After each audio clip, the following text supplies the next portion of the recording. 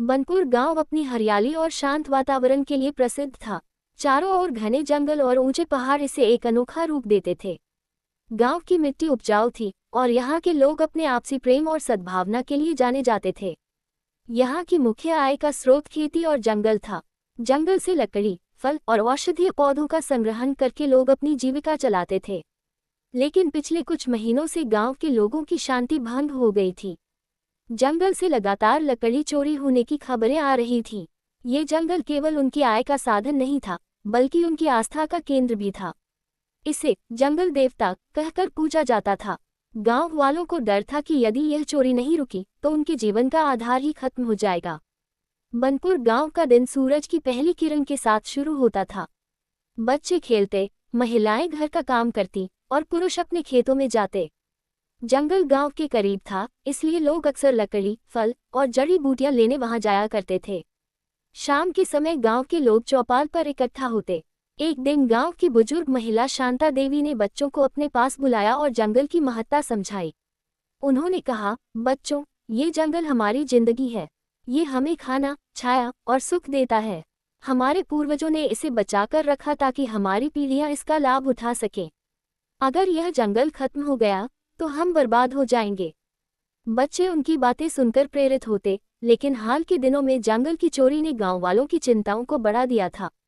एक सुबह गांव के सरपंच रघुनाथ जंगल में टहलने गए। उन्होंने देखा कि कई बड़े पेड़ कटे हुए हैं। पास में ही लकड़ी के टुकड़े और औजार पड़े थे। ये देखकर उनका दिल टूट गया। वे समझ गए कि यह गांव के लिए खतरे की घंटी है। गांव में वापस आकर उन्होंने तुरंत एक बैठक बुलाई। उन्होंने कहा, ये चोरी हमारे गांव की आत्मा को नष्ट कर रही है।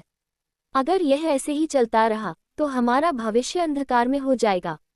हमें इसका हल निकालना होगा। गांव वालों ने सरपंच की बात का समर्थन किया। उन्होंने तय किया कि वे चोरों को पकड़ने के लिए एक योजना बनाएंगे। जंगल की चोरी के पीछे गांव के ही कुछ लालची लोग थे। इनका नेतृत्व महेश कर रहा था। महेश गांव का एक युवा था जो मेहनत करने से बचता और जल्दी पैसा कमाने के सपने देखता था। महेश ने अपने दोस्तों से कहा, इस जंगल में बहुत कीमती लकड़ी के पेड़ हैं। अगर हम इन्हें काटकर शहर में बेचें तो हम अमीर बन सकते हैं। कोई हमें पकड़ नहीं पाएगा। बस हमें रात में काम करना होगा। महेश और उसके साथी रात में जंगल में जाते और बड़े बड़े पेड़ काटते। लकड़ी को बैलगाड़ियों में लादकर शहर ले जाते और ऊंचे दामों पर बेच देते। उनकी लालच बढ़ती जा रही थी।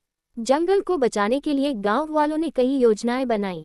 सरपंच ने सुझाव दिया, हमें चोरों को पकड़ने के लिए जंगल में पहरा देना होगा।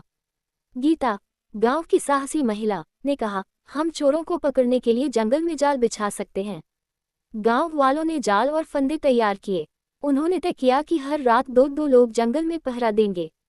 एक अंधेरी रात महेश और उसके साथी पेड़ काटने के लिए जंगल में पहुंचे। उन्होंने सोचा कि हमेशा की तरह उनका काम आसानी से हो जाएगा। लेकिन जैसे ही उन्होंने पेड़ काटना शुरू किया, गांव वालों ने चारों ओर से मशालें जलाकर उन्हें घेर लिया। महेश और उसके साथी घबरा गए। महेश ने कहा, हमें माफ कर दो, हमसे गलती हो गई। लेकिन सरपंच ने कठोर स्वर में कहा, तुम्हारी इस गलती ने हमारे जंगल को खतरे में डाल दिया है। अब तुम्हें इसकी सजा मिलेगी। गांव की पंचायत में सभी इकट्ठा हुए। सरपंच ने कहा, महेश और उसके साथियों ने जो किया है वह अक्षम्य है, लेकिन हम उन्हें सुधारने का मौका देंगे। पंचायत ने फैसला सुनाया, महेश और उसके साथियों को जंगल में जितने पेड़ काटे गए हैं उनकी जगह दोगुने पेड़ लगाने होंगे। इसके अलावा हर दिन जंगल की देखभाल करनी होगी। अगर वे ऐसा नहीं करेंगे तो उन्हें गांव से बाहर कर दिया जाएगा। महेश ने अपनी गलती स्वीकार की और कहा, मैं लालच में आकर अंधा हो गया था। अब मैं अपनी गलती सुधारने के लिए हर संभव कोशिश करूंगा। महेश और उसके साथियों ने जंगल में पौधे लगाने का काम शुरू किया। उन्होंने दिन रात मेहनत की और गांव वालों के साथ मिलकर जंगल की रक्षा की। महेश अब बदल चुका था। वह दूसरों की मदद करने लगा और गांव के विकास में योगदान देने लगा। गांव वाले महेश के इस परिवर्तन से खुश थे। उन्होंने उसे दूसरा मौका देने के अपने फैसले पर गर्व महसूस किया। महेश और गांव वालों के प्रयासों से जंगल फिर से हरा भरा हो गया। बनपुर के लोग खुशी खुशी अपने जंगल की देखभाल करने लगे। इस घटना ने गांव में एक नई जागरूकता पैदा की कि प्रकृति को बचाना हमारी जिम्मेदारी है। गांव के सरपंच ने कहा, ये घटना हमें सिखाती है कि लालच से केवल नुकसान होता है। अगर हम अपने जंगल और पर्यावरण की रक्षा करेंगे तो हमारा भविष्य सुरक्षित रहेगा।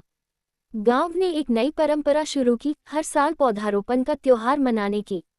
इस त्योहार ने गांव के लोगों को एकजुट कर दिया और पर्यावरण संरक्षण का संदेश दिया। अगर वीडियो अच्छी लगी हो तो वीडियो को लाइक करें, शेयर करें और सब्सक्राइब करें।